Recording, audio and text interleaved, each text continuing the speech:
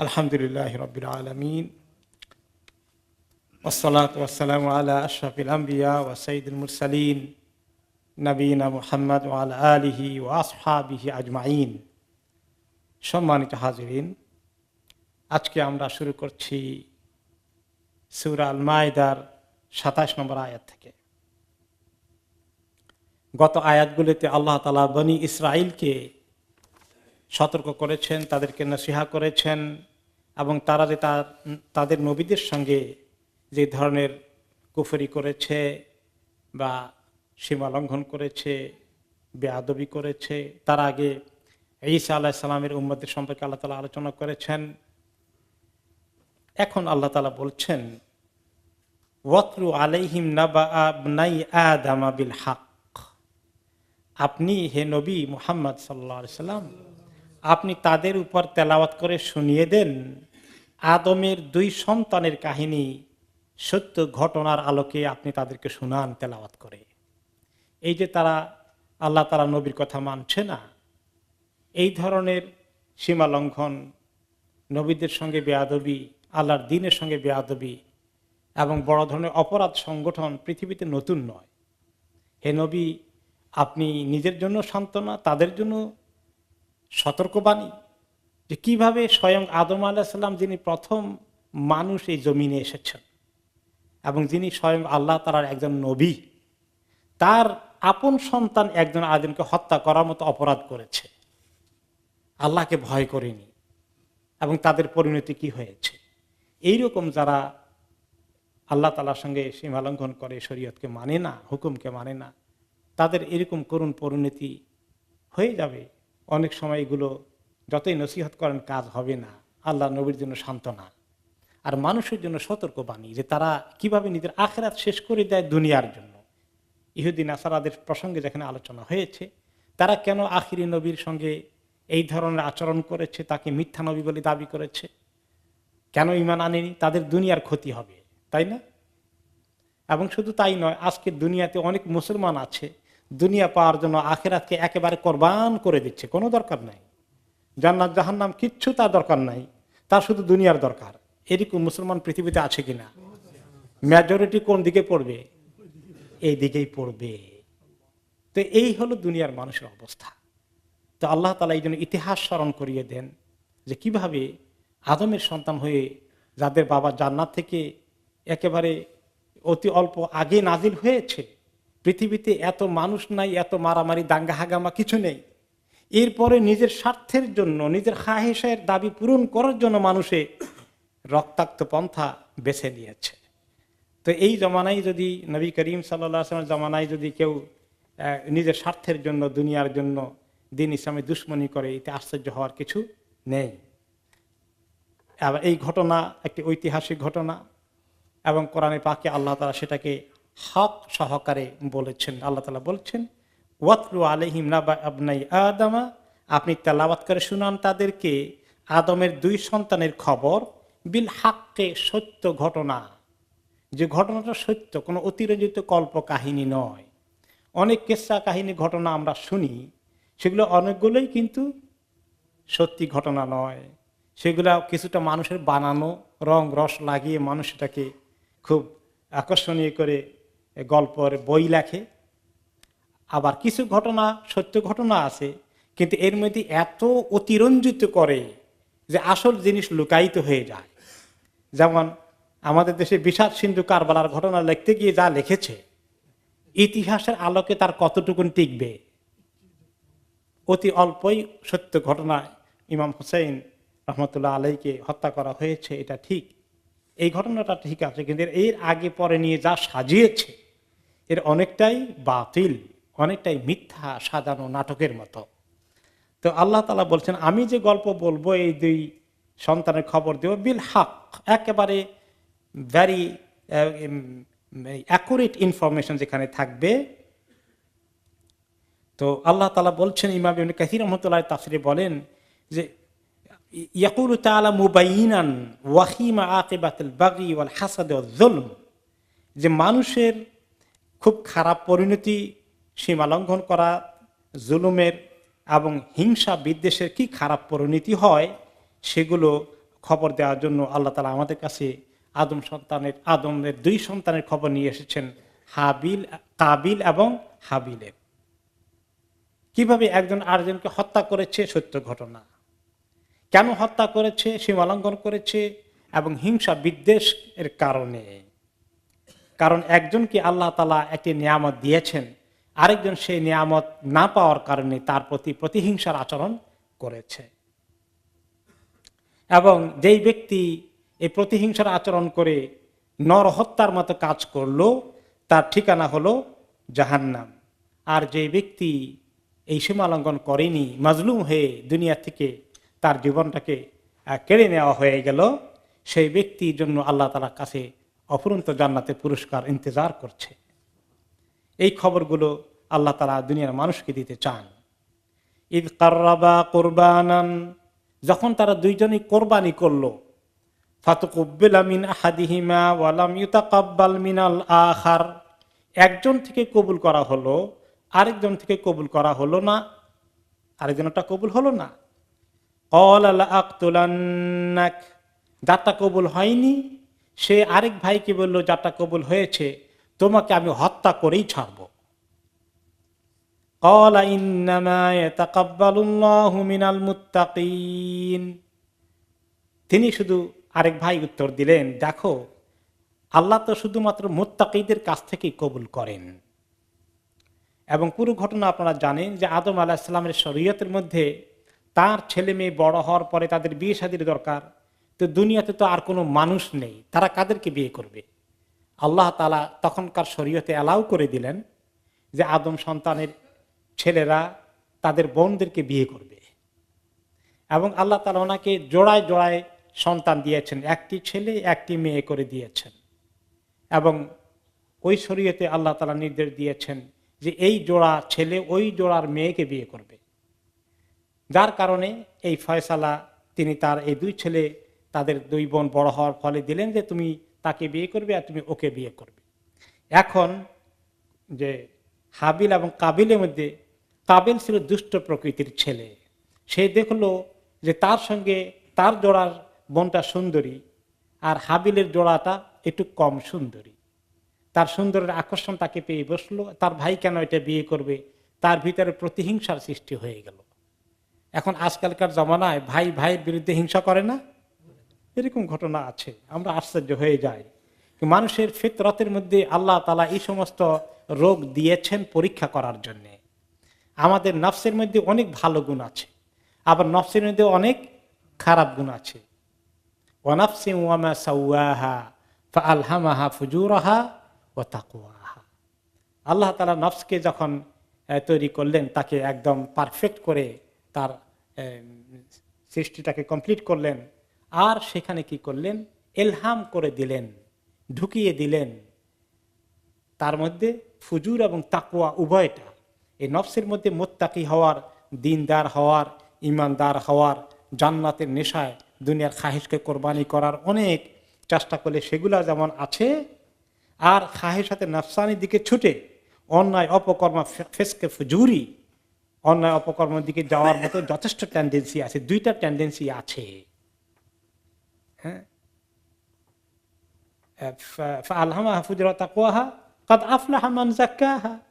যেই ব্যক্তি নফসের এই 2 রকমের চাহিদার মধ্যে, যেই ব্যক্তি নফসকে পবিত্রতার দিকে নিয়ে আসে, মন্দটা থেকে সরিয়ে নিয়ে আসে, চেষ্টা করে, সংগ্রাম করে, সাধনা করে, সে ব্যক্তি কামিয়াব হয়ে যাবে। হ্যাঁ, কাদ আফলাহা মান যাক্কাহা ওয়া কাদ খাবা মান দাসাহা। আর যে ব্যক্তি নফসের খারাপ জিনিসটাকে তার নফসের চাহিদা অনুযায়ী দেওয়ার জন্য পাগল হয়ে যাবে, অস্থির হয়ে যাবে, এবং এই নফসকে আরো নিচে নামাতে থাকবে অপকর্ম করতে করতে, সেই ব্যক্তি অত্যন্ত ব্যর্থ হয়ে গেল, সেই ব্যক্তি পরাজিত হয়ে গেল, সেই ব্যক্তি বড় ধরনের ক্ষতিগ্রস্ত হয়ে গেল। তো এই ইবনে আদম আলাইহিস সালামের সন্তানের মধ্যে এরকম এই ইভল টেন্ডেন্সি এবং গুড টেন্ডেন্সি 2টাই ছিল, দুটোটাই আছে, যেটা আমাদের মধ্যে দুটো আছে। এই পরীক্ষার মধ্যে তারা পড়ে গেল। তখন আদম আলাইহিস সালামের ছেলে কাবিল এটা মানতে চাইল না, সে বলে এটা হবে না, আমি এটা মানবো না, এটা আপনি চিন্তা করেন, আমাকে এই ব্যাপারে আদা ওই ফয়সালা করে দেন। সে বাবার সঙ্গে কথাবার্তা হলো। তখন বাবা বললেন যে শোনো বাবা, তুমি যদি এটা কনফার্ম হতে চাও তাহলে দুইজনেই কোরবানি পেশ করো আল্লাহ তাআলার কাছে। যার কোরবানি কবুল হবে সে ওই মেয়েকে বিয়ে করবে যেটা সুন্দরী নিয়ে তুমি চাচ্ছ। যদি আল্লাহ তাআলা তোমার কোরবানি কবুল করে তাহলে তুমি তাকে বিয়ে করবে, আর তোমার ভাই হাবিলের কোরবানি কবুল করলে সে বিয়ে করবে তাকে। দুইজনে কোরবানি দিল। তখন কোরবানি দেওয়া হলো যে কোরবানিটা এক জায়গায় রেখে আসতো পাহাড়ের মধ্যে, আগুন এসে এটাকে জ্বালিয়ে ফেলতো, কবুল হওয়ার লক্ষণ। আর যেটা আগুন আসবে না, জ্বালিয়ে ফেলবে না আল্লাহর কাছ থেকে, সেটা কোরবানি না হওয়ার লক্ষণ। তো দুইজনে কোরবানি করার পরে দেখা গেল যে হাবিলের কোরবানি কবুল হয়েছে, কাবিলের কোরবানি কবুল হয়নি। এখন তো কাবিলের তো আর অশান্তির শেষ নেই। ফয়সালা করার আগেই সে এখন কোরবানি দেখেই তার অস্থিরতা শুরু হয়ে গেছে। কোরবানিতে নাই, তা আমি হেরে গেছি, আমি হেরে যেতে পারি না। তার হিংসা বিদ্বেষ তাকে তাড়া করে ফিরছে। সে তার ভাইকে সঙ্গে দুশ্মনী শুরু করে দিল এবং এক পর্যায়ে সে বলে ফেললো, লাখ তুলান্নাক, আমি তোমাকে কতল করে ছাড়বো, দেখি তুমি কিভাবে এরকম সেটা গ্রহণ করতে পারো, আমি তোমাকে সেই সুযোগ দেব না। সেই বেচারা শান্তভাবে জবাব দিলেন, ইন্নামা ইয়াতাকাব্বালুল্লাহু মিনাল মুত্তাকিন। আরে ভাই, আমাকে দোষ দিয়ে কি করবে? আল্লাহর কাছে তুমিও দিয়েছিলে, তোমারটা কবুল হলো না, আমারটা হলো। আল্লাহ তো মুত্তাকিদেরটা কবুল করে, তুমি আল্লাহকে ভয় করো, আল্লাহর হুকুম মানো। তুমি যদি মানতে তোমারটা তো কবুল হতো। তো এটা তো আমার, তো আমি তো আল্লাহ তাআলার সঙ্গে আমার কোনো বিশেষ কোনো কিছু তো এখানে নাই। আমি আল্লাহর কাছে সুপর্দ করে দিয়েছি, আল্লাহকে মেনেছি, আল্লাহর হুকুম অনুযায়ী ফয়সালার দিকে চলে গিয়েছি। তো আল্লাহ তাআলা এরকম টেন্ডেন্সিকে কবুল করেন, আল্লাহ মুত্তাকিদের কোরবানিকে কবুল করেন। এই কথাটা কিন্তু শুধু আদম আলাইহিস সালামের ছেলেদের জন্য নয়, আল্লাহ তাআলা মুত্তাকিদের কোরবানি কবুল করেন। এই কথা কি আমাদের জন্য প্রযোজ্য কিনা? আমাদের জন্য প্রযোজ্য। যখন আমরা গরু ছাগল কোরবানি দিয়ে, আমাদের দেশে বড় বড় লোকেরা দেয়, কার গরু কত টাকা দাম, এরকম নাম ফুটাইতে চায়, কে কতটা কোরবানি দিল। এইগুলা কি আল্লাহ কোরবানি কবুল করেন? আল্লাহকে খুশি করার জন্য আমার আল্লাহ ইব্রাহিম আলাইহিস সালাম, নবী মুহাম্মদ সাল্লাল্লাহু আলাইহি ওয়াসাল্লামের মাধ্যমে যে কোরবানির হুকুম দিয়েছেন আমি কার্যকরী করছি, এই কোরবানি আল্লাহ এইভাবেই কবুল করে। এটা হলো একেবারে জানোয়ার কোরবানির কথা। এছাড়া আমরা কোরবানির একটা আম অর্থ আছে, সাধারণ অর্থ আছে, তাই না? মাল কোরবানি করি, সময় কোরবানি করি, আমরা অনেক সুযোগ সুবিধার কোরবানি করি, আরাম আয়েশ কোরবানি করি, এগুলো তো কোরবানি হয়, তাই না? এগুলা কেউ যদি কোরবানি করে, মাল, সময়, যোগ্যতা, মেধা, দিনের কাজে কোরবানি করে, তাহলে আল্লাহ তাআলা সবার কোরবানি কি কবুল করেন? কারটা কোরবানি করে কবুল করবেন? মুত্তাকি। এই মুত্তাকির সংজ্ঞাটা কি হবে? অনেক সংজ্ঞা আপনারা শুনেছেন, কিন্তু আল্লাহ তাআলা অন্য জায়গায় কোরবানি উপলক্ষেই যেটা বলেছে, কার কোরবানি কবুল করেন, লা ইয়ানালাল্লাহু লুহুমুহা ওয়ালা দিমাউহা ওয়ালাকিন ইয়ানালুহুত তাকওয়া মিনকুম। আল্লাহ তাআলার কাছে কখনো তোমাদের কোরবানির গোশত এবং রক্ত এগুলো আল্লাহর কাছে পৌঁছে না, ওগুলো নেওয়ার জন্য আল্লাহ বসে থাকেননি। রক্ত জমিনে পড়ে যায়, গোশত গরিব মিসকিন তোমরা ভাগ করে খাবা, অসুবিধা নাই। কিন্তু আল্লাহর কাছে কি পৌঁছে? তাকওয়া মিনকুম। অন্তরে কি পরিমাণ আল্লাহকে মানার টেন্ডেন্সি আছে, আল্লাহর মহব্বতে, আল্লাহর হুকুমকে সম্মান করে আল্লাহর সন্তুষ্টির জন্য তুমি এই কোরবানি করছো, আল্লাহর কাছে এইটা পৌঁছে। ঠিক তেমনি কেউ মসজিদে অনেক দান করলো, দান করার পরে যদি বলে যে মসজিদে এত টাকা দিয়ে, আমাকে জিজ্ঞাসাও করে না মসজিদ কি করবে না করবে, এরকম করে না মানুষে? কেউ অনেকে দিনই দায়িত্ব পালন করে, যে এত বছর দিনই দায়িত্ব পালন করলাম, আমাকে একটু সামান্য দায়িত্ব দিল না এই পর্যন্ত, এরকম অনেকেই করে। আমি এত দান খয়রাত করি, রাস্তাঘাট বানাই দেই, একটা লোককে স্বীকার করে না, সব মুনাফিকের দল। এরকম মনের মধ্যে মানুষের নিমক হারাম সব, এগুলা মন্তব্য করে বসে মানুষ, করে কিনা? তো এগুলা কিছু কবুল হবে আল্লাহ তাআলার কাছে? কিছু কবুল হবে না। করবো আমি আল্লাহর ওয়াস্তে। ইন্নামা নুতঈমুকুম লিওয়াজহিল্লাহ লা নুরিদু মিনকুম জাযাআন ওয়ালা শুকুরা। গরিব মিসকিন অসহায় সাধারণ মানুষকে যখন কেউ খাওয়ায়, তাদেরকে দান করে, তাদেরকে আল্লাহর রাস্তায় দেয়, তাদের বিপদে আপদে সাহায্য করে, তখন তা মুমিনদের দিলে কি খেয়াল আসে? বলে যে দেখো তোমাদেরকে দিয়েছি লিওয়াজহিল, আল্লাহকে খুশি করার জন্য দিয়েছি, লা নুরিদু মিনকুম জাযাআন ওয়ালা শুকুরা, তোমাদের কাছ থেকে কোনো প্রতিদান, কোন শুকরগুজারি, কৃতজ্ঞতা প্রকাশ, থ্যাংক ইউ চাই না, আমি কিচ্ছু চাই না, আমার আল্লাহর কাছে কবুল হয়ে যাক এই নিয়তে দিয়েছি। এইরকম দান খয়রাত করা, এইরকম দিনের জন্য কোরবানি করা, এইরকম মসজিদের জন্য দান করা, এইরকম আল্লাহ রাস্তায় কোরবানি করার মধ্যেই কবুল হবে। কাজে অনেকেই আমরা অনেক কিছু কোরবানি করি, কিন্তু আমাদেরটা কবুল হবে কিনা এইটা শর্ত আমরা আদায় করি কিনা চিন্তার বিষয় আছে আমাদের জন্য। ইন্নামা ইয়াতাকাব্বালুল্লাহু মিনাল মুত্তাকিন, আল্লাহ শুধুমাত্র মুত্তাকিদের কাছ থেকেই কবুল করেন। তারপরে এই সহজ সরল সন্তান হাবিল বললেন কাবিলকে, কাবিল তো এই ধমক দিয়ে আছে এবং সে তার ভিতরে যে গোস্বা, তার ভিতরে যে হিংসা, প্রতিহিংসা কাজ করছে, তিনি টার পাচ্ছেন যে কোনো সময় তার উপরে আঘাত করতে পারে। তো তিনি তাকে সোজা বলে দিলেন, লা ইম বাসাত্তা ইলাইয়া ইয়াদাকা লিতাকতুলানি মা আনা বিবাসিতিন ইয়াদিয়া ইলাইকা লিআকতুলাক, তুমি যদি তোমার হাতকে প্রসারিত করো, আমার দিকে হাত বেড়ে দাও আমাকে হত্যা করার জন্যে, আমি আমার হাত প্রসারিত করে তোমাকে হত্যা করতে যাব না, আমি তোমাকে এই হত্যা করতে কখনো আমার হাত বাড়িয়ে দিব না। কেন? ইন্নী আখাফুল্লাহ রাব্বাল আলামিন, আমি যে রব্বুল আলামিন আছেন তাকে আমি ভয় করি, তাকে আমি ভয় করি, আমি এই কাজ করতে পারবো না, ভ্রাতৃ হত্যা, নর হত্যার মতো কাজ আমি করতে পারবো না। আরো তিনি কিছু বললেন তাকে নসিহত করার জন্য, ইন্নী উরিদু আন তাবুআ বিইসমি ওয়া ইসমিকা ফাতাকুনা মিন আসহাবিন নার, আমি চাই যে আমি এই কাজ করব না, তুমি যদি করো তাহলে তুমি তোমার গুনাহ এবং আমার গুনাহ সবগুলা কাঁধে নিয়ে তুমি জাহান্নামী হয়ে যাবে, তুমি যদি এই কাজ করো।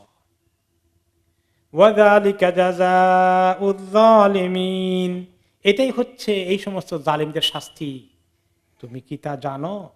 তুমি কি খেয়াল করেছো? তুমি যে হত্যার পরিকল্পনা করছো। এই যে এখন প্রশ্ন এখানে আসে যে তিনি হাবিল নিজের আত্মরক্ষা করা তো তার দায়িত্ব আছে, এবং আমরা বলি জান রক্ষা করা কি ফরজ, এটা শরীয়তের একটা প্রিন্সিপাল। তিনি এটা লক্ষণ না করে তিনি নিজে মনে হয় যেন অ্যালাউ করলেন যে ঠিক আছে কতল কবরা করে ফেলো, নিজের আত্মরক্ষা প্রতিরক্ষার জন্য এটা তো ইমানই দায়িত্ব, সেটা করলেন না কেন? এখানে এর তাফসীর হচ্ছে অনেকগুলোই। একটা হচ্ছে যে তিনি তাকে এখানে নসিহত করছেন, তাকে শুনিয়ে দিচ্ছেন যে দেখো তুমি এত হিংসার আগুনে জ্বলছো, আমার তোমার বিরুদ্ধে তো কোনো দুশ্মনী নাই। ভাই সরলভাবে তার দৃষ্টি আকর্ষণ করছে, কি জানি আল্লাহ তার দিলে রহমত দেয় কিনা, যে আমি তোমাকে হত্যা করব না ভাই, আমার এরকম কোনো চিন্তাও নাই, আমি তুমি এটা করবা কিনা, এটা এরকম কথা শুনলে তো মানুষের দিলে অনেক সময় রহমত আসে, আল্লাহর ভয় আসে, এটা তিনি আশা করলেন।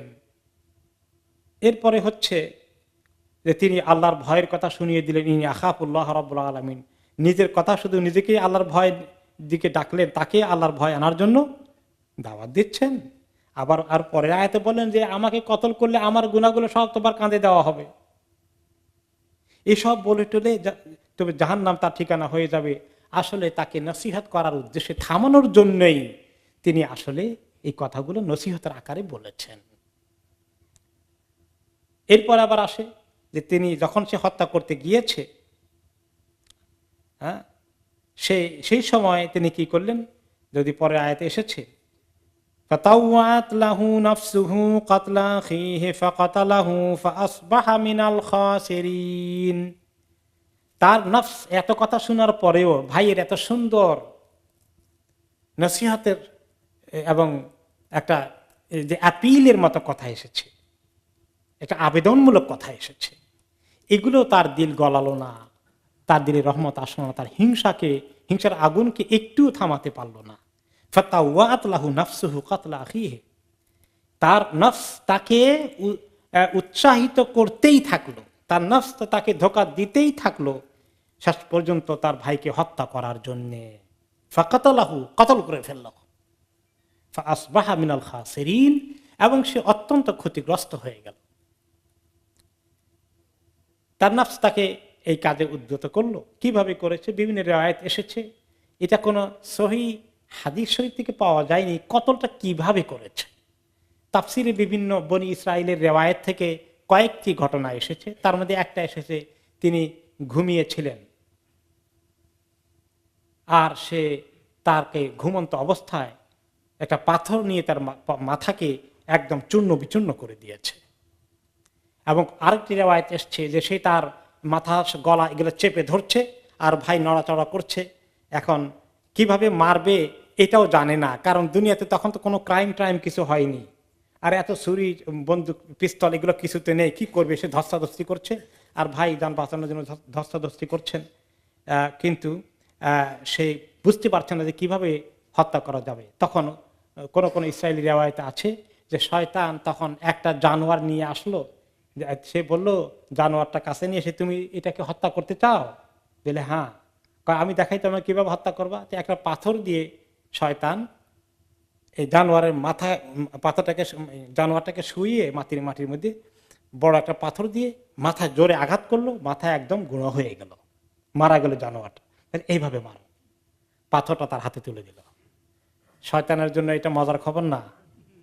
এইরকমইতে সে চায়, নফসের সঙ্গে সে আর একটু পাম্প করে, এভাবে করে ফেললো। তো হয়তো এটা ঠিক যে হাবিল একদম হ্যাঁ তুমি হত্যা করে ফেলা এরকম করে বসে থাকেননি, তিনি নিজেকে উদ্ধার করার জন্য নিশ্চয়ই ধস্তাধস্তি করেছেন, কিন্তু উল্টা তাকে তিনি হত্যা করবেন এদূর তিনি জাননি। কারণ হচ্ছে এখন দুইজন মারামারি করছে, এখন যে ব্যক্তি মারতে আসলো সেই ব্যক্তি এবং যে মারলো আর যে মরে গেল, এই মারামারি পার্সোনালি করার ক্ষেত্রে, সেই ক্ষেত্রে হাদিস এসেছে যখন দুইজন মুসলমান লড়াই করে, একে অপরকে মারার জন্য চেষ্টা করে, ফাল কাতিলু ওয়াল মাকতুলু ফিন্নার কিলাহুমা ফিন্নার। দুইজন মুসলমান যখন এইভাবে অস্ত্র নিয়ে লড়াই করে একজন আরেকজনকে মেরে ফেলে, তাহলে দুইজনই জাহান্নামী হয়ে যায়। তো এইরকম যে হাদিস এসেছে, এই হাদিসের ইদা তাওয়াজাহুল মুসলিমান বিসাইফাইহিমা ফাল কাতিলু ওয়াল মাকতুমু ওয়াল মাকতুলু ফিন্নার, একটা হাদিসে তিনি বললেন যখন দুইজন মুসলমান সম্মুখ সমরে একে অপরকে মারার জন্য দুইজনই মুসলমান তরবার নিয়ে একজন আরেকজনকে আঘাত করতে থাকে, তাহলে যে হত্যাকারী আর যে নিহত হয়েছে, যাকে হত্যা করা হয়েছে, দুইজনেই জাহান্নামী হয়ে যায়। এই হাদিস শোনার পরে সাহাবারা বলেন, ইয়া রাসূলুল্লাহ হাযাল কাতিল ফামা বালুল মাকতুল, এই তো হত্যাকারী জাহান্নামে যাবে, এটা তো আমরা বুঝে ফেললাম, কোনো সন্দেহ নাই। যে বেচারাকে হত্যা করে ফেললো ওই বেচারা কেন জাহান্নামে যাবে? ওকে, তখন তিনি বললেন ইন্নাহু কানা হারিসান আলা কাতলি সাহিবিহি, সে নিজেও চেষ্টা করেছিল যে কতলকারীকে সে আগে কতল করে ফেলতে পারে কিনা, এই কারণে। তো যদিও এটা তো আমাদের জমানার হাদিস, মানে রাসূলুল্লাহ সাল্লাল্লাহু আলাইহি ওয়াসাল্লামের কাছে, তো হাবিল যিনি আদম সন্তান নেককার মানুষ, তিনি এই লাইনে চিন্তা করেছেন যে আমি একবারেই তাকে যে হত্যা করে ফেলি, ইন কেস আমি এই জন্য আল্লাহর কাছে দায়ী হয়ে যাই, আমি কারো রক্ত মাথায় করে আল্লাহর কাছে কিয়ামতের দিন উঠতে চাই না। ওনার যে এই যে ইনোসেন্ট ফিলিং আছে, তিনি নিজেকে প্রতিরক্ষার চেষ্টা নিশ্চয়ই নড়াচড়া করেছেন, ধস্তাধস্তি করেছেন, কিন্তু একবারে তাকে হত্যা করার মতো কাজ তিনি করতে রাজি হননি। এবং এটা দেখা গেল যে কোনো কোনো ক্ষেত্রে হয়ে যেতে পারে। আপনি মনে করছেন আর আপনাকে মারতে আসছে, আসলে সে আপনাকে মেরে ফেলবে না, হয়তো আপনাকে কিছু একটা আঘাত করতো, আপনি প্রতিরক্ষা করতে গিয়ে তাকে মেরেই ফেললেন। এরকম ঘটনা হয় কিনা? হয়ে যায় মাঝে মধ্যে। তো সেটা যদি হয়ে যায় তাহলে তো ও আসছে বেচারার হয়তো হাত ভেঙে দিবে, বড় থেকে বড় এতটুকুন করতো, আর এই বেচারা কাউন্টার অ্যাটাক করে কি করলো, তাকে মেরে ফেললো, হত্যা করে ফেললো। এখন হাত ভাঙ্গার তুলনায় হত্যা করাটা কি বড় অপরাধ না? তো এটা একটা বড় অপরাধ হয়ে গেল, এটা নিয়ে তো চিন্তায় থাকা লাগবে। এই জন্য নবী করিম সাল্লাল্লাহু আলাইহি ওয়াসাল্লামের সাহাবী ওসমান ইবনে আফফান রাদিয়াল্লাহু আনহু ঘটনা আপনারা জানেন, তৃতীয় খলিফা। তিনি বিদ্রোহের শিকার হলেন মদিনা, তাই না? উনি কিভাবে ওনাকে হত্যা করা হলো? মদিনার মেজরিটি সাহাবীরা যখন হজে গিয়েছেন, তখন মিশর এলাকা থেকে কিছু বিদ্রোহী লোকজন আসলো মদিনায়, এসে বিভিন্ন দাবি দাওয়া দিয়ে শেষ পর্যন্ত কিছু অন্যায় দাবি চাইলে উনি অন্যায় দাবির কাছে মাথা নত করলেন না। তারা তার বাড়ি ঘেরাও করে শেষ পর্যন্ত তার ঘরে ঢুকে তারা ওনাকে হত্যা করতে আসলো। তারা হত্যা করতে আসবে প্ল্যান করে ফেলেছে, মোটামুটি এইদিকে এগুচ্ছে। এই খবর পেলেন সাহাবী আবু হুরায়রা রাদিয়াল্লাহু আনহু, তিনি তখন মদিনায় আছেন। তিনি এসে বললেন হযরত ওসমান রাদিয়াল্লাহু আনহুর কাছে যে আপনি যদি হুকুম দেন তাহলে আমি, আপনার তো প্রতিরক্ষার দায়িত্ব আছে, আমি কি করি, আমি এগিয়ে যাই আপনাকে হেল্প করার জন্য এবং তাদের সঙ্গে আমি লড়াই করি। তো এই কথা শোনার পরে ওসমান রাদিয়াল্লাহু আনহু তাকে থামিয়ে দিলেন, বলে তুমি এই কাজ করো না। তিনি এই কাজ করলেন না এবং তিনি শেষ পর্যন্ত তাকে নিবৃত্ত করলেন। তিনি কোনো রকমই পারমিশন দিলেন না যে আমি কোনো রক্তের দায়িত্ব নিয়ে আল্লাহর কাছে যাব না, এবং তাকে হত্যা করা হলো, আপনারা জানেন। তিনি বললেন যে বাল আসনাউ বাল আসবিরু আহতাসিবু, আমি বরঞ্চ সবর করব আল্লাহ তাআলার কাছে নেকি পাওয়ার জন্য। এবং নবী করিম সাল্লাল্লাহু আলাইহি ওয়াসাল্লাম সুসংবাদ দিয়ে গেছেন ওনাকে, যে ওনাকে যখন হত্যা করা হবে তিনি সবর করবেন এবং সেই সবরের বিরাট পুরস্কার আল্লাহর কাছে তিনি পাবেন।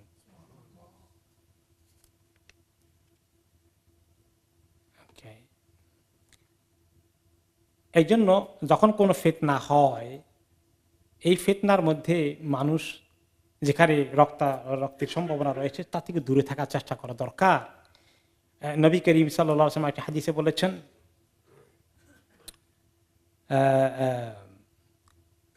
সাহাবী সাদ ইবনে আবি ওয়াক্কাস রাদিয়াল্লাহু আনহু বলেন যে ওসমানের ফিতনার সময় আশহাদু আন্না রাসূলুল্লাহ ক্বাল ইন্নাহা সাতাকুনু ফিতনাতুন, নবী করিম সাল্লাল্লাহু আলাইহি ওয়াসাল্লাম ভবিষ্যদ্বাণী করেছেন অচিরেই কিছু ফিতনা সৃষ্টি হবে। আল কাঈদু ফিহা খায়রু মিনাল কায়েম, যে ফিতনা অবস্থা শুরু হয়ে গেলে যে ব্যক্তি বসে থাকে সে দাঁড়ানো ব্যক্তির থেকে আরেকটু সেফ আছে। ফিতনার মধ্যে দাঁড়ায় নাই, বসে গেছে। এরপরে হলো ওয়াল কাইমু খায়রু মিনাল মাশি, যে দাঁড়িয়ে গেছে কিন্তু এখনো পা দিয়ে হাঁটা শুরু করেনি, দাঁড়িয়ে আছে, সে একটু সেফ আছে ওই ব্যক্তির চেয়ে যে ব্যক্তি পা দিয়ে হেঁটে এগিয়ে যাচ্ছে। ওয়াল মাশি খায়রু মিনাস সাই, আর যে ব্যক্তি হাঁটা শুরু করে দিয়েছে কিন্তু আরেক ব্যক্তি দৌড়ে যাচ্ছে ফিতনার দিকে, যে হেঁটে যাচ্ছে সে একটু সেফ আছে, দৌড়ে যাচ্ছে যে তার থেকে। ক্বালা আফারাআইতা ইন দাখালা আলা বাইতি ফাবাসাতা ইয়াদাহু ইলাইয়া লিয়াকতুলানি, এখন সেই ব্যক্তি যদি আমার ঘরে ঢুকে পড়ে আমাকে কতল করার জন্যে, তাহলেও কি আমি আমার প্রতিরক্ষা করতে পারবো না? করা উচিত নয়। ফাকালা কুনকা ইবনে আদম, তিনি তখন বললেন যে তুমি আদম সন্তানের মতো হও, হাবিলের মতো হও, ফিতনার মধ্যে তুমি ঝাঁপ দিও না, এগিয়ে যেও না।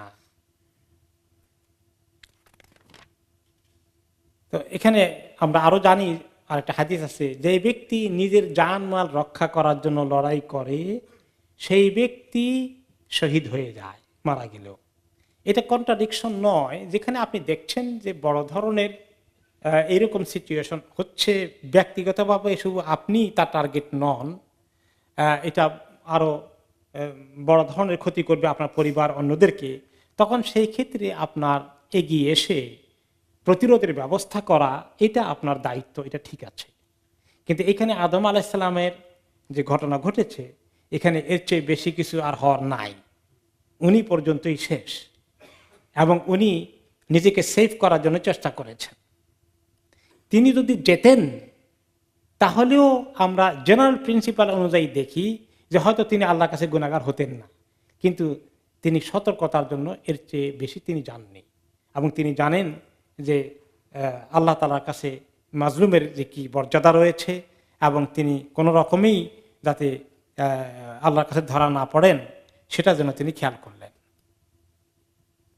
এরপরে ফাসবাহা মিনাল খাসিরিন, সে খুব ক্ষতিগ্রস্ত হয়ে গেল। কোথায় ক্ষতিগ্রস্ত হয়ে গেল? ফিদ দুনিয়া ওয়াল আখিরা, দুনিয়া তো মা বাবার কাছে কি তার আর সেই অবস্থান আছে? হয়তো সে পালিয়ে বেড়াচ্ছে, আর তাদের সামনে কোনোদিন যায়নি, বনে জঙ্গলে থেকে থেকে তাকে মরতে হয়েছে। কারণ আদম এবং তার মা বাবা কি তাকে জায়গা দিবে এক ঘরে? কোনোদিন তাদের কাছে মুখ দেখাতে পারবে? শয়তান মানুষকে দিয়ে এরকম করিয়ে দুনিয়া আখিরাত সব বরবাদ করে দেয়। এখন এটা এত বড় গুনাহ, লা তাকতুলু নাফসুন যুলমান ইল্লা কানা আলা ইবনি আদম আল আউয়াল কিফলুম মিন দামিহা লিআন্নাহু কানা আউয়ালা মান সান্নাল কাতল। যে ব্যক্তি এই পৃথিবীতে যত খুন খারাপি ঘটে, যত লোকে খুন করে, প্রত্যেকটি খুনের সমপরিমাণ গুনাহ কাবিলের কাঁধে জমা হতে থাকে। কারণ পৃথিবীতে এই গুনাহটা সর্বপ্রথম সে আবিষ্কার করেছে, এবং এই জন্য দুনিয়াতে যত বড় বড় গুনাহ আছে, যে প্রথমে এই গুনার আবিষ্কার করে, সারা পৃথিবীর মানুষ কিয়ামত পর্যন্ত যারা তাকে ফলো করে ওই গুনার রাস্তায় যায়, তারা সবাই তাদের সমপরিমাণ গুনাহ ওই ব্যক্তির কাঁধে দিয়ে দেয় বা চলে আসে সমপরিমাণ গুনাহ অটোমেটিক্যালি। এটাই আল্লাহ তাআলার ফয়সালা। এরপরে ঘটনা কি হলো? তাকে তো হত্যা করে ফেলে, এখন কি করবে? আচ্ছা, তিনি যে বললেন যে আমি চাই আমার গুনাহ আর তোমার গুনাহ নিয়ে তুমি একসঙ্গে জাহান্নামে যাও, তো তার গুনাহ নিয়ে যাবে, আবার ওই ভাইয়ের গুনাহ নিয়ে কেন যাবে?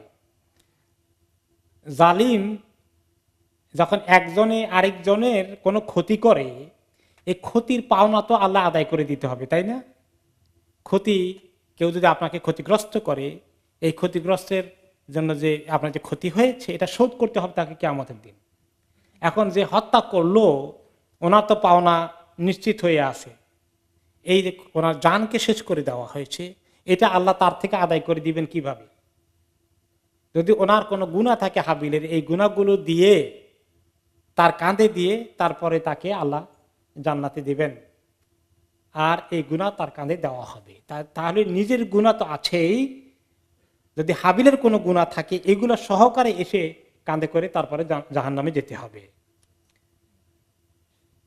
এখন হত্যা করে ফেললো, খুবই ক্ষতিগ্রস্ত তো হয়েই গেল। এখন সে চিন্তা করে, এখন আমি করি কি? ভাইকে তো হত্যা করে ফেললাম। অনেক সময় অপকর্ম করার পরে তো কিছুটা রিয়েলাইজেশন হয়, এখন তো আর তাকে চিন্তা করতে পারবে? তা তো আর পারবে না। এখন এই লাশটা এখানে পড়ে থাকবে, এটাকে সৎকার করবে কিভাবে? তাদের সামনে এখনো কারো মৃত্যু ঘটেনি, দেখেনি যে কবর দিতে হয় না কি করতে হয়, এটাও জানে না। কারণ এখন আদম আলাইহিস সালামও মৃত্যুবরণ করেননি, মা হাওয়াও মরেননি, তার কোনো ভাই বোনও মারা যায়নি, কিভাবে এখন সৎকার করবে? চিন্তা করছে বসে বসে। فبعث الله غرابا يبحث في الأرض ليريه كيف يواري سوءة أخيه। আল্লাহ তাআলা দুটো কাককে তার সামনে নিয়ে আসলেন, একটু তার দৃষ্টিতে পড়ে এরকম দূরত্বে দুটো কাক। একটা কাকের মৃত্যু হয়ে গেছে, কোন কোন ইসরায়েলি ঘটনায় আছে যে একটা আরেকটার সঙ্গে ফাইট করে মেরে ফেলেছে, আর কোন কোন ঘটনা আছে যে এমনি একটা মরে গিয়েছিল, তো আরেকটা কাক সেটাকে নিজে তার কি বলে এটাকে, তার যে নখ দিয়ে মাটি খুঁড়ে খুঁড়ে বের করে এরপরে কাকটাকে, মৃত কাকটাকে গর্তের মধ্যে ঢুকিয়ে দিল, এরপরে বাকি মাটিগুলো দিয়ে মাটি চাপা দিয়ে দিল। এই কবর দেওয়ার তরিকা সে শিখলো এই কাক থেকে। আল্লাহ তাআলা তাকে শেখানোর জন্য কমপক্ষে হাবিলের লাশটা যাতে একটা দাফন হয় অন্তত, সে ব্যবস্থা আল্লাহ তাআলা করে দিলেন।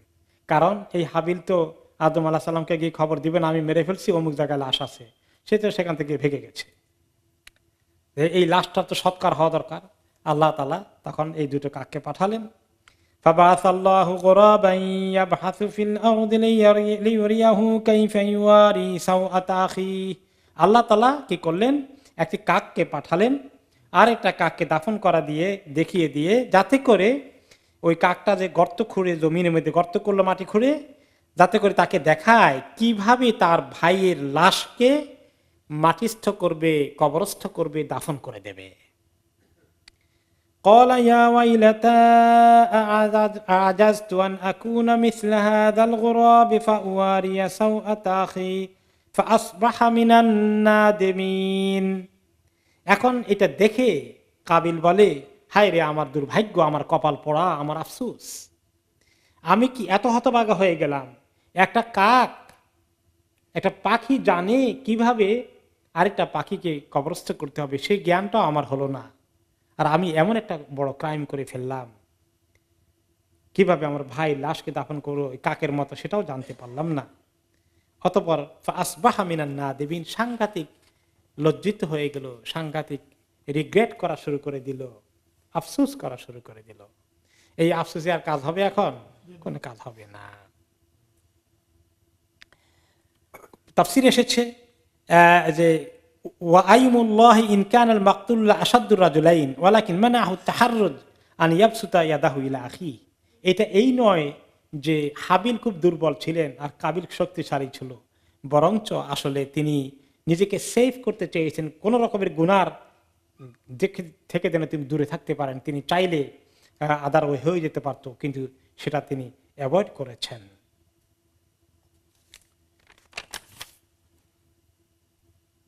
এরপরে আসছে মিন আজলি যালিকা কাতাবনা আলা বানি ইসরাঈল আন্নাহু মান কাতালা নাফসান বিগাইরি নাফসিন আও ফাসাদিন ফিল আরদ। এই কারণেই আমি বনি ইসরাইলকে লিখে দিয়েছি তাদের ধর্মীয় গ্রন্থগুলোর মধ্যে, যে ব্যক্তি একটি মাত্র মানুষকে হত্যা করে, সে এত বড় গুনাহ করে বিনা কারণে অথবা জমিনে বিপর্যয় সৃষ্টি না করার কারণে, এমন কোনো ক্রাইম করেনি যেটা জমিনে ফাসাদ সৃষ্টি করে ফেলে, এরকম ক্রাইম না করা সত্ত্বেও যদি কেউ কাউকে খুন করে ফেলে, সে যেন সমস্ত মানুষকে খুন করলো, এত বড় অপরাধ এটা। ওমান আহিয়ান আহিয়াহা ফাকান্নামা আহিয়ান নাস জামিআ। আর যে ব্যক্তি একটি মাত্র জানকে বাঁচানোর জন্য চেষ্টা করে, ভূমিকা পালন করে, সে মনে হয় যেন গোটা হিউম্যানিটিকে, গোটা মানবতাকে রক্ষা করার জন্য চেষ্টা করলো। জান বাঁচানোর জন্য চেষ্টা করা আল্লাহর কাছে এত ফজিলতের কাজ, আর কাউকে মারার চেষ্টা করা এত গুনার কাজ। এখন নিরপরাধকে মানুষকে মারার জন্যে কত মানুষ তার পিছনে লাগে, মিডিয়ার কত মানুষ মিথ্যা কাহিনী জোগাড় করে নিয়ে আসে যে অমুকে এত মানুষকে মেরেছে, এত লোকের ঘর বাড়ি জড়িয়েছে, এত লোককে জেনা ব্যভিচার করেছে, মিথ্যা সাক্ষী দিচ্ছে, মিথ্যা কলমবাজি করছে। তো যারা এরকম সহযোগিতা করছে কোন নিরপরাধ লোককে হত্যা করানোর জন্য, সেটা যদি বিচারের নামে প্রহসন হয়, তাহলেও সে মনে হয় যেন একটি লোককে মারলো না, গোটা মানবতাকে হত্যা করার জন্য ষড়যন্ত্র করলো। এটাই আল্লাহর কাছে অপরাধটা এত বড়। আর যারা বাঁচানোর জন্য চেষ্টা করে, তারা আল্লাহর কাছে অনেক মর্যাদা পাবে, যে মানুষকে, নিরপরাধ মানুষকে বাঁচানোর জন্য চেষ্টা করেছে, তাকে গোটা মানবতাকে বাঁচানোর জন্য তারা চেষ্টা করছে। এইভাবে আল্লাহ তাআলা তাদের কর্মতৎপরতাকে অ্যাপ্রিসিয়েট করবেন। এটা তো বনি ইসরাইলের জন্য আল্লাহ তাআলা লিখে দিয়েছেন। এখন আমাদের জন্য তো লেখেন নাই কিছু, নাকি? কোরআনে পাকে যা কিছু আল্লাহ তাআলা বলেন আগের উম্মতের রেফারেন্স দিয়ে, সেটা আমাদের শরীয়তেও যখন উল্লেখ করা হয় আমাদের কোরআনে, আমাদের জন্য সেটা কার্যকরী হবে, একই হুকুম। তবে তাই বলে একজনকে যে হত্যা করেছে আর 100 জনকে যে হত্যা করেছে, দুইজনের হত্যার শাস্তি গুনাহ কি এক সমান হবে নাকি? না। ওয়ালাকাদ জাআতহুম রুসুলুনা বিল বাইয়িনাতি সুম্মা ইন্না কাসীরাম মিনহুম বা'দা যালিকা ফিল আরদি লামুসরিফুন। এভাবেই তাদের কাছে এসেছিল, আমার নবী রাসূলগণ বনি ইসরাইলের কাছে এসেছিল বিল বাইয়িনাত, এই সমস্ত দলিল পত্র এবং যুক্তি প্রমাণ সহকারী কিসসা কাহিনী দলিল দিয়ে তাদেরকে পাঠিয়েছি বোঝানোর জন্য। এতগুলো শোনার পরেও তাদের অনেকেই এত কিছুর পরেও জমিনের মধ্যে সীমা লঙ্ঘন করা শুরু করে দিল। তো এখনকার নবী মুহাম্মদ সাল্লাল্লাহু আলাইহি ওয়াসাল্লাম জামানার কথা বলছেন আল্লাহ তাআলা, যে এই সময় তারা এগুলা করবে না কোনো গ্যারান্টি নাই। আগে যখন করে আসছে আপনার সময় তারা এগুলা করবে, আর আমাদের এই সময়ের জন্য কি এগুলা না করে বসে আছে নাকি? ইন্নামা জাযাউল্লাযীনা ইউহারিবুনাল্লাহা ওয়া রাসূলাহু ওয়া ইয়াসআউনা ফিল আরদি ফাসাদা আন ইউকাত্তালু আও ইউসাল্লাবু আও তুকাত্তা আইদিহিম ওয়া আরজুলুহুম মিন খিলাফিন আও ইউনফাউ মিনাল আরদ। আল্লাহ তাআলা সেই প্রসঙ্গে আরো বলছেন, যারা জমিনে এরকম অপরাধ ঘটানোর জন্য বিভিন্ন রকমের ক্রাইম করে বেড়ায় তাদের শাস্তি উপলক্ষে বলছেন। যারা আল্লাহর সঙ্গে যুদ্ধ করে এবং তার রাসূলের সঙ্গে, যারা জমিনের মধ্যে ফাসাদ সৃষ্টি করে খুন খারাপি বিশৃঙ্খলা বড় ধরনের অপকর্ম ঘটিয়ে যায়, তাদের শাস্তি হচ্ছে আইয়ু কাত্তালু, তাদেরকে ধরতে পারলে অপরাধীগুলোকে কতল করা হোক, আও ইসাল্লাবু, অথবা তাদেরকে শুলিতে চড়ানো হোক, আও তুকাত্তা আইদিহিম ওয়া আরজুলুহুম মিন খিলাফ, তাদেরকে পেছন দিক থেকে হাত পাকে কেটে ফেলানো হোক, আও ইনফাউ মিনাল আরদ, অথবা জমিনে তাদেরকে নির্বাসন দেওয়া হোক। তার বড় বড় ক্রাইম করলে তাদের শাস্তি কি হতে পারে? তাদেরকে কতল করা হোক, তাদেরকে শুলিতে চড়ানো হোক, তাদের হাত পাকে কেটে দেওয়া হোক, তাদেরকে জমিনের মধ্যে আরেক দেশ থেকে বহিষ্কার করে নির্বাসন করে দেওয়া হোক, জেলখানা রাখলেও এটাও আরেক ধরনের নির্বাসনের মতোই। তো এগুলো অনেকগুলো শাস্তির কথা এসেছে। শরীয়তে রাষ্ট্র কিভাবে এই সমস্ত ক্রাইমগুলোর শাস্তি দেবে সেই বিষয়ে এখানে আলোচনা করা হয়েছে। এখানে অনেকগুলো অপরাধের কথা এসেছে। কোন অপরাধের জন্য কোন শাস্তি এখানে একটু জেনারেলি একটু গড়ে এসেছে, কিন্তু আবার হাদিসের মধ্যে চুরি করা শাস্তি কি আছে আলাদা করে এসেছে, কোরআনের মধ্যেও সেটা এসেছে, একটু পরে আবার আসবে। কে কতল করলে তার শাস্তি কি হবে, অন্যান্য ক্রাইম করলে কি শাস্তি হবে, এগুলো ডিটেলস এসেছে। তবে যিনি ইসলামী রাষ্ট্রের যিনি কর্ণধার আছেন, যিনি শাসক আছেন, সেই সিস্টেম আছে, তারা কি করবে, বিল খিয়ারে ইনশা কাতালা ওয়া ইনশা সালাবা ওয়া ইনশা কাতাল আইদি ওয়াল আরজুল ওয়া ইনশা নাফা, যে কোনো ব্যক্তিকে তার অবস্থায় তার ক্রাইমের পরিমাণ অনুযায়ী কাউকে হত্যা করবে, কাউকে শরীতে চড়াবে, কাউকে হাত পা কেটে দেবে, কাউকে দেশ থেকে নির্বাসনে দেবে। ইবনে আব্বাস রাদিয়াল্লাহু আনহু বলেছেন, লিকুল্লি রুতবাত মিনাল হিরাবাতি রুতবাত মিনাল ইকাব, তবে অবস্থা অনুযায়ী পাপ অনুযায়ী শাস্তি হবে শরীয়তের কোর্টে। ফামান কাতালা কুতিলা, যে হত্যা করেছে তার শাস্তি হবে মৃত্যুদণ্ড। ওমান কাতালা ওয়া আখাদাল মাল কুতিলা ওয়া সুলিবা, যে ব্যক্তি কতল করেছে আবার তার মাল সম্পত্তি টাকা পয়সা নিয়ে গেছে, তাকে হত্যা করতে হবে এবং তাকে হত্যা করার পরে শুলিতে চড়াতে হবে। ওমান ইকতাসরা আলা আখদিল মাল কুতিয়াত ইয়াদুহু ওয়া রিজলুহু মিন খিলাফ, যে ব্যক্তি চুরি করেছে অথচ হত্যা করেনি, মাল অর্থ করে নিয়ে গেছে, তাকে ধরে এনে তার পা কাটতে হবে, তারপরে হাত কাটতে হবে, এরকম করে। এভাবে ওমান আখাফা ফাকাত নুফিয়া মিনাল আরদ, আর যে ব্যক্তি টেরোরাইজ করেছে, মানুষকে বড় ধরনের আশঙ্কাজনক পরিস্থিতি সৃষ্টি করে সবাইকে আতঙ্কগ্রস্ত করে ফেলেছে, বড় ধরনের সিচুয়েশন, তাকে জমিন থেকে নির্বাসন দিয়ে দিতে হবে, অন্য জায়গায় তাকে বহিষ্কার করতে হবে। এইভাবে করে শাস্তির বিভিন্ন রকমের পদ্ধতি অবলম্বন করা যেতে পারে। তবে এই আয়াতে একটা গাইডলাইন এসেছে, বিস্তারিত ফিকহের কিতাবে, হাদিসের কিতাবে আরো বিস্তারিত এসেছে। অপরাধীদেরকে ছাড় দেওয়া ইসলামের নিয়মের মধ্যে পড়ে না, অপরাধ প্রমাণিত হলে। আর অপরাধ প্রমাণিত না হলে শাস্তি দেওয়া যাবে না। এটা দুনিয়ার সমস্ত হিউম্যানিটি উইল অ্যাগ্রি, যতক্ষণ পর্যন্ত কারো দোষ প্রমাণিত না হয় ততক্ষণ পর্যন্ত সে কি ইনোসেন্ট আনটিল প্রুভেন গিলটি।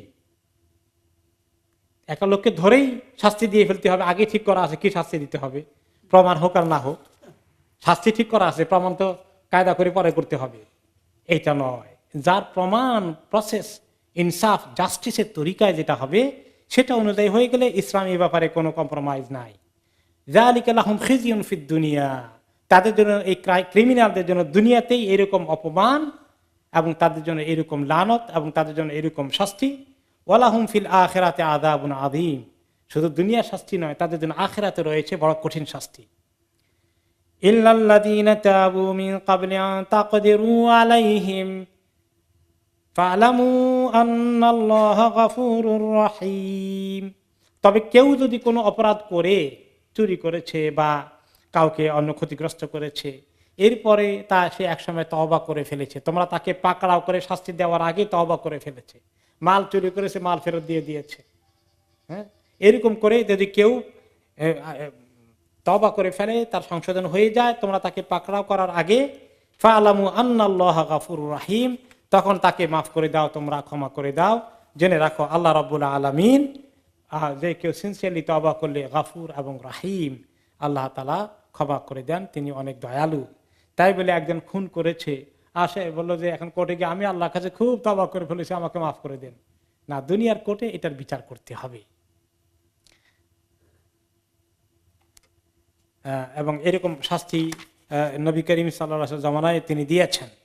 কাজে এই ক্ষেত্রে কোনো কম্প্রোমাইজ করা যাবে না। তবে আল্লাহ তাআলার কাছে আখিরাতের আযাব থেকে মুক্তি পাওয়ার জন্য যে অপরাধীর দুনিয়াতে তার কিসাস কায়েম হচ্ছে, তার দুনিয়াতে শাস্তি হয়ে যাচ্ছে, আখিরাত থেকে নাজাত পাবে কিনা, যদি তওবা করে, আল্লাহর কাছে সত্যি তওবা করে, তাহলে সেই দিনে খুন খারাপি করে গেলেও দুনিয়ায় যদি তার শাস্তি হয়েও যায়, আখিরাতে সে আল্লাহর কাছে মাপ পাওয়ার সম্ভাবনা আছে। ইন্নাল্লাহা ইয়াগফিরুয যুনুবা জামিআ। বনি ইসরাইলের এক লোক কয়জনকে হত্যা করেছিল? প্রথমে 99, তারপরে একজন কাছে জিজ্ঞাসা করলো, আমাকে আল্লাহকে তওবা করবেন নাকি, তওবা কবুল করবেন, মাফ করবেন? কি গুনাহ করেছ? 99 জনকে খুন করেছি। আরে মাথা খারাপ নাকি? 99 জনকে খুন করে তুমি তওবা করতে চাও? তোমার জন্য তওবা থাকবে? Get lost. তাকেও দিছে হত্যা করে, 100 পুরা হয়েছে, এখনো তওবা করতে চায়। তো জিজ্ঞাসা করে লোকেরা, বলে যাকে তাকে শুধু ইবাদত করে, আবেদকে জিজ্ঞাসা করা লাভ নাই, ভালো আলেমকে জিজ্ঞেস করা। ভালো আলেমের কাছে গেছে, তিনি বলছেন সত্যি তুমি তওবা করতে চাও? আল্লাহ তাআলা তো কোরআনে যেরকম বলেছেন, তাওরাতে ইনজিলেও সেরকমই বলেছেন। কি বলেছেন? লা তাকনাতু মির রাহমাতিল্লাহ। হে আমার বান্দারা, যারা নিজেদের নফসের উপরে এত গুনাহ করতে করতে জুলুম করে ফেলেছ, তুমি তওবা করতে চাও, স্টিল তোমার জন্য সুযোগ আছে, আল্লাহর কাছে তওবার দরজা খোলা আছে। আল্লাহর রহমত থেকে তুমি নিরাশ হইও না, বঞ্চিত হইও না। ইন্নাল্লাহা ইয়াগফিরুয যুনুবা জামিআ, নিশ্চয়ই আল্লাহ সমস্ত গুনাহকে মাফ করে দেন। এত গাফুর, এত রাহিম, কিন্তু তওবা করতে হবে, সেরকম তওবা। এইভাবে করে আল্লাহ তাআলা আখিরাতের গুনাহ থেকে অন্তত মাফ করে দিবেন। তবে দুনিয়ার শাস্তি যেটা পাওনার, সেটা দুনিয়ার কোর্ট কাচারি শরীয়তের যে বিধান আছে সেই অনুযায়ী কার্যকরী করতে হবে। এরপরে আল্লাহ তাআলা ইরশাদ করছেন, ইয়া আইয়ুহাল্লাযীনা আমানুত্তাকুল্লাহা ওয়াবতাগু ইলাইহিল ওয়াসিলা ওয়াজাহিদু ফি সাবিলিহি লাআল্লাকুম তুফলিহুন। এর আগ পর্যন্ত আল্লাহ তাআলা বনি ইসরাইল, আহলে কিতাব, ঈসা আলাইহিস সালামের উম্মত, মুসা আলাইহিস সালামের উম্মত সবাইকে প্রসঙ্গে এনে কথা বলেছেন। এবার আল্লাহ তাআলা কাদেরকে ডেকে বলছেন? ইয়া আইয়ুহাল্লাযীনা আমানু। কাদেরকে ডাকছেন? ঈমানদারদেরকে ডাকছেন, মুসলমানদেরকে ডেকে বলছেন ইত্তাকুল্লাহ, আল্লাহকে ভয় করো, ওয়াবতাগু ইলাইহিল ওয়াসিলা, আল্লাহর কাছে ওসিলা জোগাড় করো, ওসিলা তালাশ করো। এই ওসিলা কি জিনিস? ওসিলার একটা অর্থ হলো মাধ্যম, তাই না? যে কোনো কিছুর মাধ্যমে কারো ওসিলায় কিছু হয় কিনা, কারো মাধ্যমে কিছু হয় কিনা। এখন ওসিলা মানুষও হতে পারে, ওসিলা মানুষ ছাড়া অন্য কিছুও হতে পারে। এখন এখানে ওসিলা বলতে মানুষ বোঝানো হয়েছে কিনা, এই ওয়াসিলার অর্থ এখানে মানুষ নয়। সমস্ত তাফসীর, ইমাম ইবনে কাসীর রাহমাতুল্লাহ আলাইহি বলেছেন আই আল কুরবাহ, নেক কাজ। অন্যান্য তাফসীর বলেছে আত-তাআহ, নেকির কাজ, আল আমালুস সালিহাত, নেকির কাজ। এই যে আই তাকাররাবু ইলাইহি বিতাআতিহি ওয়াল আমালি বিমা ইউরদি, যে তোমরা আল্লাহর কাছে চাও, মুক্তি চাও, আল্লাহর কাছে কামিয়াবি চাও, নাজাত চাও, বিতাআতিহি, আল্লাহর কথা শুনে, আল আমল বিমা ইউরদি, এমন আমল করে যে আমল করলে আল্লাহ খুশি হবেন, এগুলো তোমাদের ওসিলা, এগুলো নিয়ে আল্লাহর কাছে আসো। এই হলো তাফসিরি অর্থ। আর আমাদের দেশে এই ওসিলার অর্থ কি শুনেছেন? অমুক পীরকে ধরো, আল্লাহ বলছেন কোন একজন ওসিলা না হলে তোমার মুক্তি নাই। এই মন গড়া তাফসির করলে যারা করে বেড়ায়, এখনো ওয়াজ করে, এই তাফসির করে কিনা?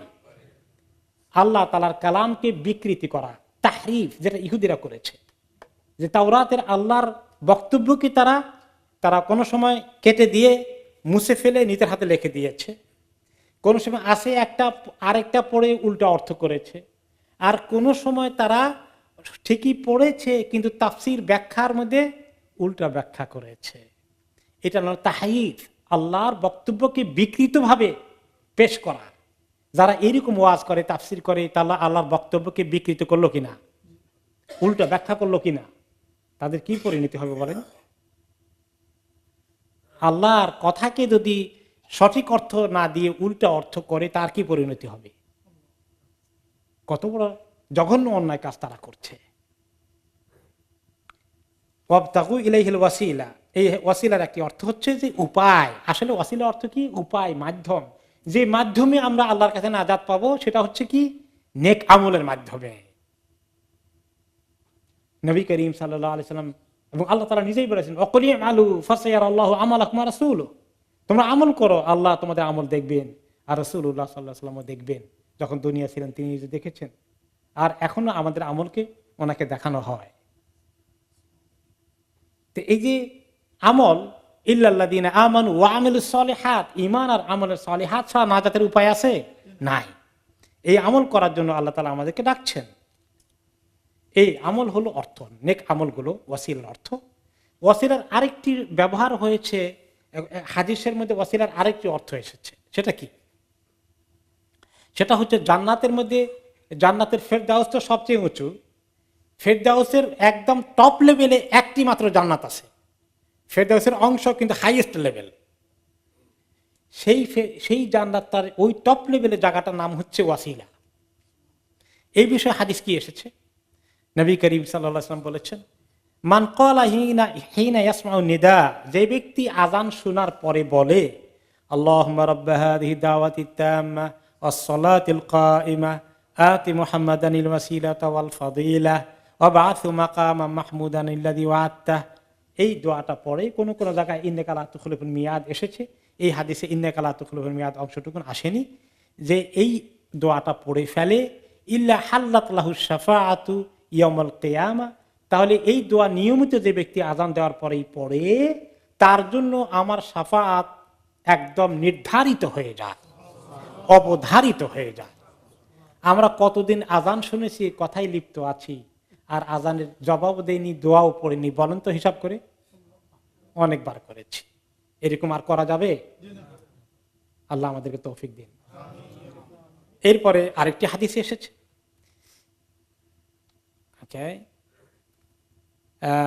ইদা সামি'তুমুল মুআযযিন ফাকুলু মিসলা মা ইয়াকুল, যখন তোমরা শুনো যে মুয়াজ্জিন আযান দিচ্ছে, তাহলে সে যা বলে এগুলাকে হুবহু তাই অ্যানসার করো, মানে আযানের জবাব দাও। সুম্মা সাল্লু আলাইয়া, অতঃপর আযানের জবাব দেওয়া শেষ হয়ে গেলে চট করে আমার উপরে সামান্য একটু দরুদ শরীফ পড়ে ফেলো। ফাইন্নাহু মান সাল্লা আলাইয়া সালাতান সাল্লাল্লাহু আলাইহি আশরা, যে ব্যক্তি আমার উপরে একবার মাত্র দরুদ শরীফ পাঠায়, আল্লাহ তাআলা তার প্রতি 10 বার সালাত পাঠান।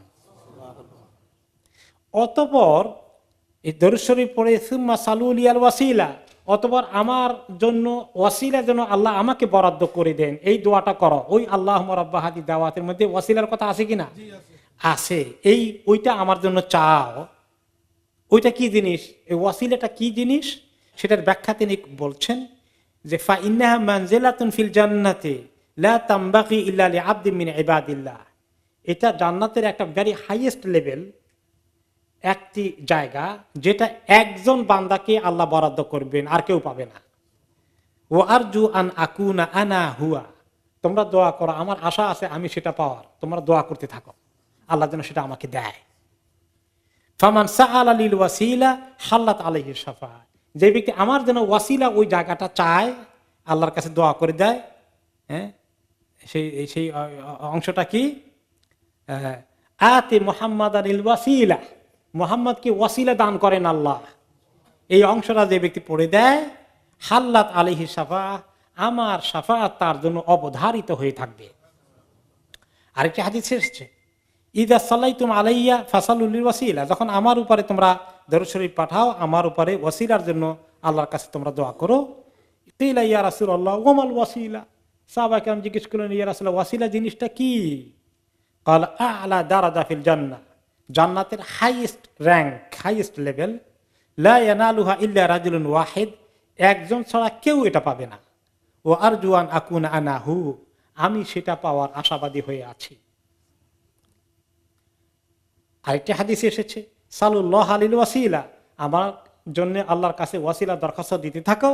ফাইন্নাহু লাম ইয়াসআল হালি আবদুন ফিদ দুনিয়া ইল্লা কুনতু লাহু শাহীদান আও শাফিয়ান ইয়াউমুল কিয়ামা, যে ব্যক্তি নিয়মিত আমার জন্য আল্লাহর কাছে ওয়াসিলার দরখাস্ত দিয়েছে, আমি তার জন্য দুনিয়ার এই কাজ নিয়মিত করেছে, আমি কিয়ামতের দিন তার জন্য সাক্ষী হয়ে যাব, অথবা আমি তার জন্য কিয়ামতের দিন সুপারিশকারী হয়ে যাব।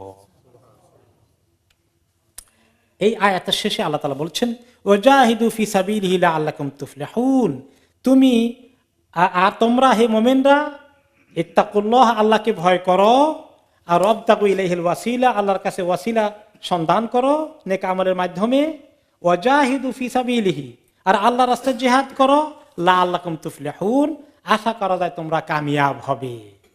জিহাদের অর্থ কি? এর অর্থ ইমাম ইবনে কাসির রাহমাতুল্লাহ আলাইহি বলেছেন, ওকে, যে লাম্মা আমারাহুম বিতারকিল মাহারিম ফিল তাআত আমারাহুম বিকিতালিল আদা, অতঃপর আল্লাহ তাআলা তাদেরকে নেক আমল করার জন্য, তাকওয়া অর্জন করার জন্য, নেক আমল বাড়িয়ে দেওয়ার জন্য বলে, অত প্রয়োজন মধ্যে যখন ইসলামের উপরে আঘাত চলে আসে, কোন মুসলিম দেশের উপরে আঘাত চলে আসে, সেখানকার লোকদেরকে প্রতিরক্ষার জন্য যে দায়িত্ব পালন করতে হয়, সেটাকেই জিহাদ হিসাবে এখানে ঘোষণা করা হয়েছে। ওই কিতালের দিকে করার জন্য প্রয়োজন বোধে মুমিনদেরকে আল্লাহ তাআলা উৎসাহিত করছেন। তাহলে কি হবে? লাআল্লাকুম তুফলিহুন, তাহলে আশা করা যায় যে তোমরা কামিয়াব হবে।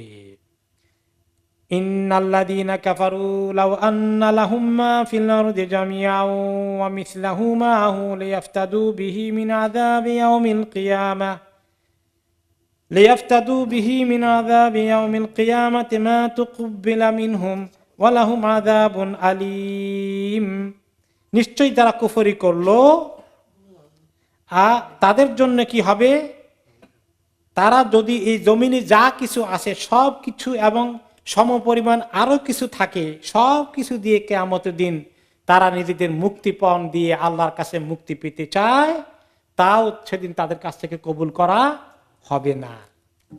ওয়ালাহুম আযাবুন আলীম, তাদের জন্য রয়েছে কঠিন শাস্তি। ইউরিদুনা আন ইয়াখরুজু মিনান নারি ওয়া মা হুম বিখারিজিনা মিনহা ওয়ালাহুম আযাবুম মুকিম, তারা কতই না চাইবে সে জাহান্নাম থেকে বেরিয়ে আসতে, কোন রকমে পালিয়ে আসতে, কিন্তু তারা কোনোদিন সেখান থেকে বেরোতে পারবে না। তাদের জন্য রয়েছে দীর্ঘমেয়াদী স্থায়ী আযাব, পার্মানেন্ট পানিশমেন্ট। তারা সেখানে কিভাবে চাইবে, এর একটা এক্সাম্পল হাদিস শরীফে এসেছে, ইউতা বির-রাজুলি মিন আহলিন নার, জাহান্নাম থেকে একটা লোককে ধরে আনা হবে, ফায়ুকালু লাহু ইবনে আদম কাইফা ওয়াজাদতা মাজ্জাআক, তাকে আল্লাহর পক্ষ থেকে জিজ্ঞেস করা হবে, এই বনি আদম, আদম সন্তান, তোমার জাহান্নামের ঠিকানাটা কেমন লাগছে বলো তো? ফায়াকুলু শাররু মাজ্জাইন, আহা কি খারাপ ঠিকানা, আর কি বলবো। ফায়ুকালু লাহু হাল তাফতাদি বিকরাবিল আরদি যাহাবা, তোমাকে যদি দুনিয়ার, গোটা দুনিয়া, যে দুনিয়া তুমি বসবাস করে এসেছ, ওই দুনিয়াটা যদি এখন আবার নতুন করে সৃষ্টি করা হয়, সম্পূর্ণ সোনা দিয়ে বানানো হয়, আর সেই দুনিয়াটার বাদশা তোমাকে বানানো হয়, আর তোমার কাছে চাওয়া হয় তুমি কি এই দুনিয়ার বাদশাহীটা, সোনা সব কিছু দিয়ে এই জাহান্নামের আগুন থেকে মুক্তি নিবা, তাহলে তুমি দিতে রাজি আছো? ফায়াকুলু নাম ইয়া রাব, বলে যে আল্লাহ বলেন কি, আমি অবশ্যই দিয়ে দেব, গোটা দুনিয়া দিয়ে দেব, সোনা দিয়ে ভর্তি করে দিলেও আপনি। ফায়াকুলুল্লাহু তাআলা কাযাবতা, আল্লাহ বলেন তুমি বড়ই মিথ্যাবাদী। কাদ সাআলতুকা আকাল্লা মিন যালিকা ফালাম তাফআল, তোমাকে এর চেয়ে কম চেয়েছিলাম, অল্প চেয়েছিলাম, একটু যাকাত দিও, মাঝে মাঝে গরিব মিসকিনকে দান করো, জরুরি পরিবারে পরিজনের উপর খরচপত্র করো, বখিল কোথাকার, সেগুলোও করনি, আর দুনিয়ার হালাল তরিকা বাদ দিয়ে হারাম তরিকায় পেট ভর্তি করার চেষ্টা করেছো, কাজে তুমি এখন গোটা জমিন দিতে রাজি আছো না? ফায়ুমারু বিহি ইলান নার, আবার তাকে জাহান্নামে ফেলে দেওয়ার জন্য নিক্ষেপ করা হবে। কাজেই দুনিয়ার মধ্যে মানুষ কি করছে আজকে বলেন? দুনিয়ার ইতিহাস দেখেন, প্রত্যেকটি দেশের অবস্থা দেখেন, ক্রিমিনাল গুলোর আজকে অবস্থা দেখেন। এই দুনিয়ার টাকা পয়সা, জমিন, ফ্ল্যাট, বাড়ি, লুটপাট, ক্ষমতা দখল, এগুলোর জন্য কি করছে বলেন? ক্রাইমগুলোর যদি কেউ লিস্ট বানায়, মনে হয় যেন দুনিয়ার সমস্ত কাগজগুলো শেষ হয়ে যাবে, ক্রিমিনালদের ক্রাইম লিখে শেষ করা যাবে না। কি নির্যাতন, কি জুলুম, কত হত্যা, কত রক্তপাত করে যাচ্ছে শুধু নিজের দুনিয়া গোটানোর জন্য আর আখেরাতকে শেষ করে দেওয়ার জন্য। এই সবগুলো চুল ছিঁড়ে ফেলবে জাহান্নামে গিয়ে আফসোস করতে করতে। কাজেই মুসলিম উম্মাহ সাবধান, এরকম জুলুমের এবং অন্যায় অপকর্মের দায়িত্ব মাথায় নিয়ে যদি আমরা যাই, তাহলে আমরা সর্বনাশ হয়ে যাবে। নবী করিম সাল্লাল্লাহু আলাইহি ওয়াসাল্লাম বলেছেন, আয-যুলমু যুলুমাতু ইয়াউমুল কিয়ামা, খবরদার, ইয়াকুম আয-যুলম, খবরদার তোমরা জুলুম থেকে সাবধান। এই জুলুম কিয়ামতের দিন তোমার জন্য অন্ধকার ডেকে নিয়ে আসবে, জুলুম তোমার জন্য অন্ধকার নিয়ে আসবে।